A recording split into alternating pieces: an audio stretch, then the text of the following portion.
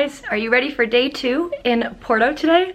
I know I am. It's a beautiful sunny day today. I've gotten a little bit of a later start than I had hoped for, but you know what? I haven't been feeling super well. I'm feeling a lot better today, but I knew I needed to get my rest, sleep in, and that way I could really hit the streets and the hills of Porto ready to go. So that is the game plan for today. I'm going to go to see Ribera, the beautiful kind of historic neighborhood in Porto that's actually declared a UNESCO World Heritage Site. It's supposed to be very touristy and just filled with people, so part of me wishes I had gotten an earlier start, but you know what, that's travel. I can always come back tomorrow or later on in the day. So I'm gonna go check that out. And then I'm actually gonna go across the bridge onto, I think it's called Gaia, and that's where all of the port cellars are. So I have booked a 3 p.m. tasting at Graham's.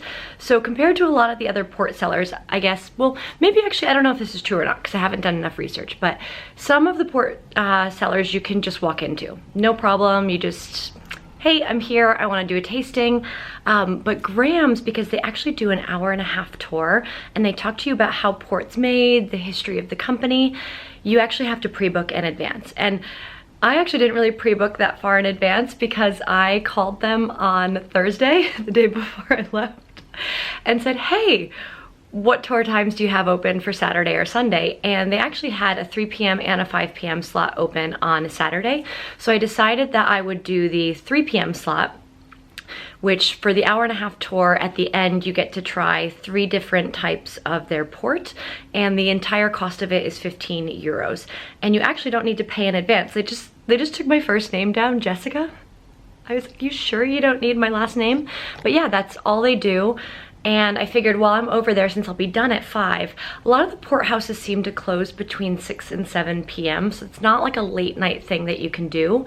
I might see, depending on how I feel after drinking 3 samples of port, I might try another port house. Or if not, I might just go and grab like a bite to eat at that point. Depends on how my meals are going for the day. So let's go and see what we see. I started my morning at a place called Espressos Coffee, which was right around the corner from my hotel and was the most charming kind of coffee shop and cafe. I had a delightful vanilla latte and an omelet, which really strangely came with potato chips, but hey, I'm here for it. It was actually a very delicious ham and cheese omelet, and that latte, I think I now need one every morning, so would highly recommend this as a spot if you're in Porto. I started with the Porto Cathedral, which is only probably like a 10-minute walk from my hotel. It was built in 1737. It's another one of those beautiful kind of Gothic and Baroque style churches. It's not as impressive inside as the other one that I went to yesterday, but what is cool about it is they do have a cloisters inside of it. Unfortunately, the cloisters are under construction now. I still did pay the €3 to go in, and I still actually felt it was worth it. When the construction's done, it's gonna be incredible because it's all kind of these amazing kind of arched and dome ceilings with the blue and white tiles. So it's really pretty, but I still enjoyed seeing it for what it was because, I mean, how often am I going to be back in Porto? So I thought that was fun to do and probably spent about 30 minutes or so doing that. And there were also kind of a nice museum as part of it, as well as just some other interior bits that you could see and discover. So definitely worth it for €3, not bad at all. But the interior of the church is free to go into. The cloisters are what you have to pay €3 for.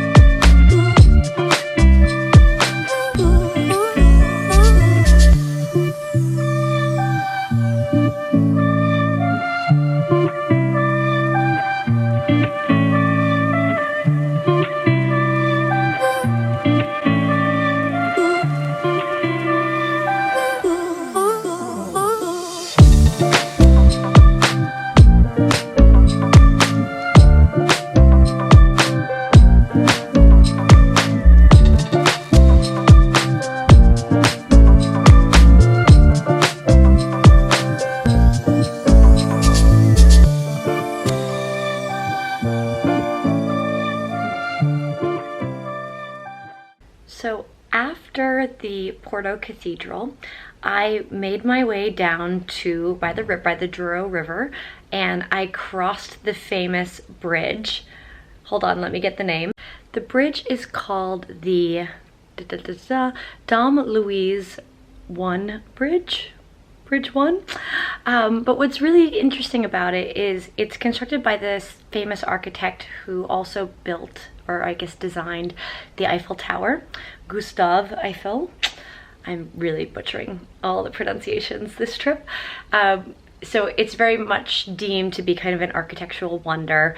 It was actually completed in 1886, and there are 2 levels that you can cross the bridge on. There's the very top level, which is pedestrian only, but also has trams that run across it, which is very high. People kind of say if you're afraid of heights, it might be a bit much for you. I didn't think it was that bad, and I actually found that level much easier to cross than the lower level.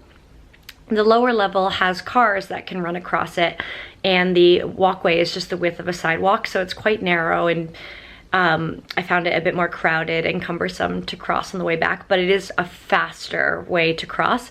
But then the level that you cross on kind of depends on what you want to do. So it actually probably would have been more efficient for me to go over to the Gaia side on the lower level, and probably to come back on the upper level, but I actually did it in reverse. I wanted to have the views and the sights. So I actually went across on the upper level, and then I had to kind of like climb down to the lower level to go port tasting, which was really fun. But then on the way back, I went on the lower level and walked through Ribera, which is great. If you want to go to kind of the Ribera area, then you should definitely go on the lower level. But then I eventually had to climb way back up because it was just too crowded. So anyways, long tangent aside, the bridge is really cool. You should definitely experience both levels for yourself, take lots of pictures, and yeah, if you're afraid of heights, good luck. You could take the tram instead.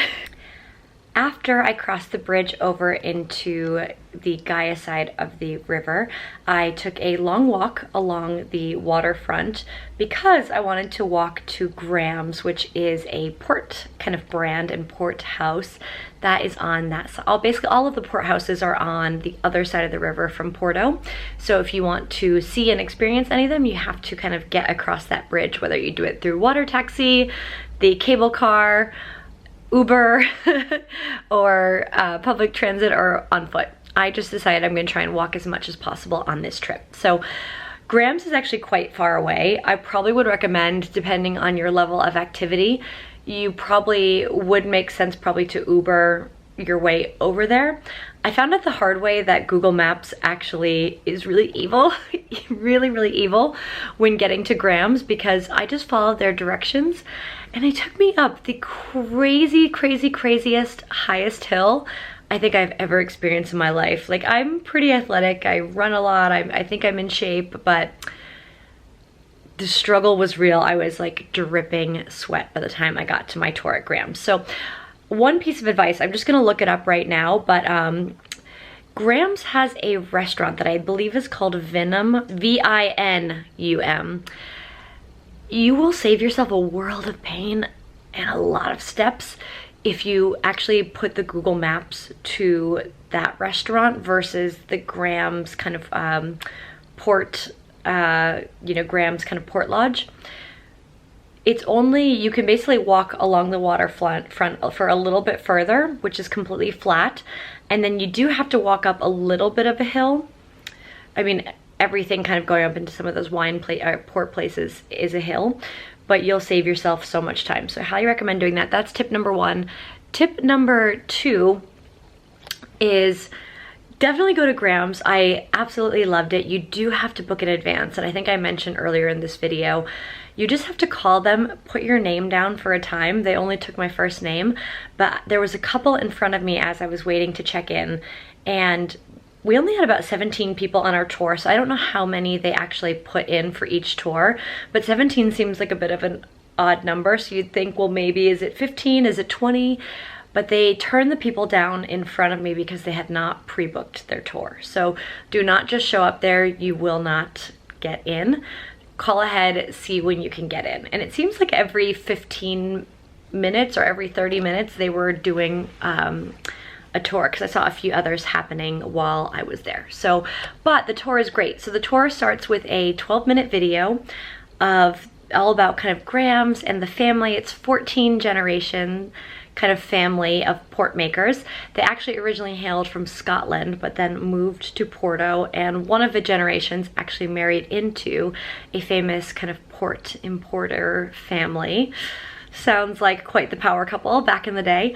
And what's great is we had the most lovely tour guide, super kind of bright, bubbly, you know, very knowledgeable about kind of the port making kind of business.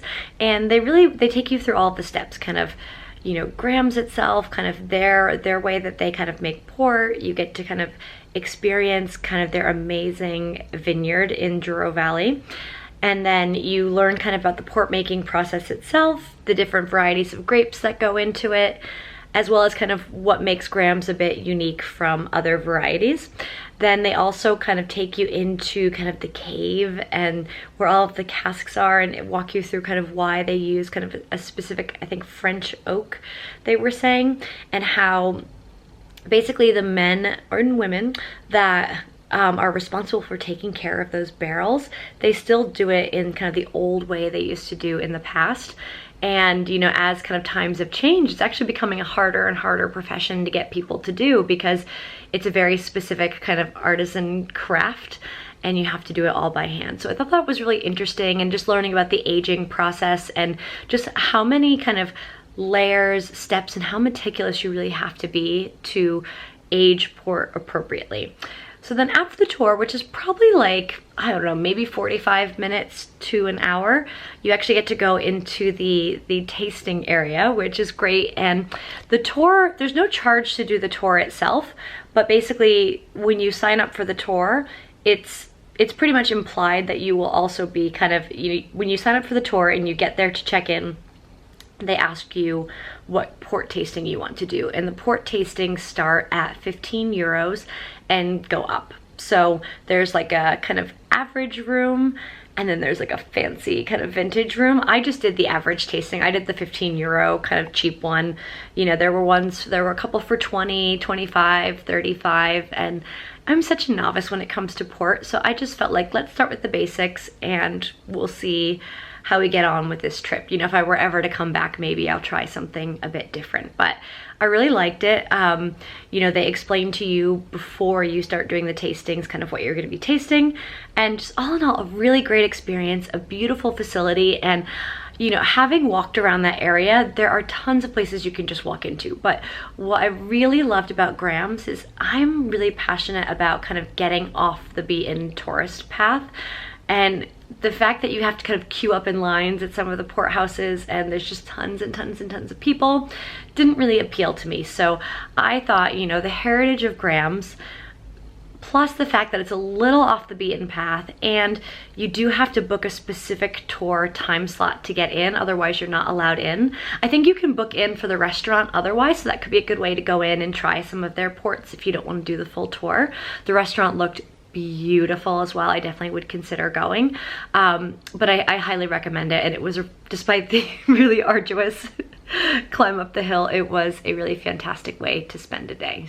So after all of the port tastings, I was feeling a little bit tipsy. I mean, port's pretty strong, and I don't know how people would do like back to back to back of these port tastings. So I had thought maybe after I would go to like Taylor's or one of the other port tastings.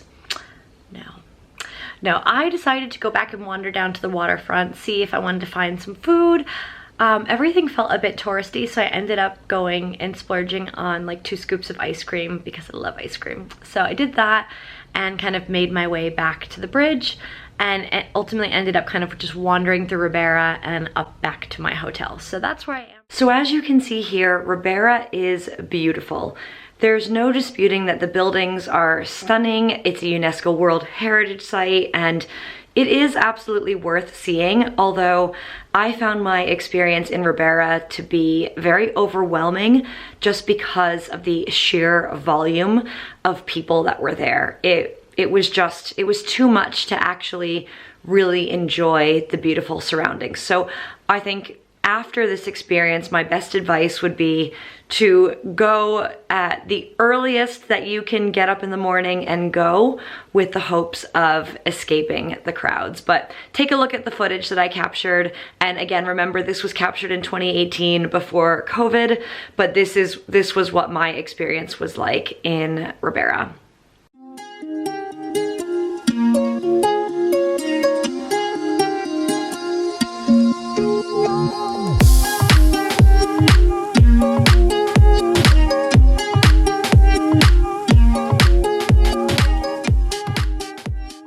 Nice day so far.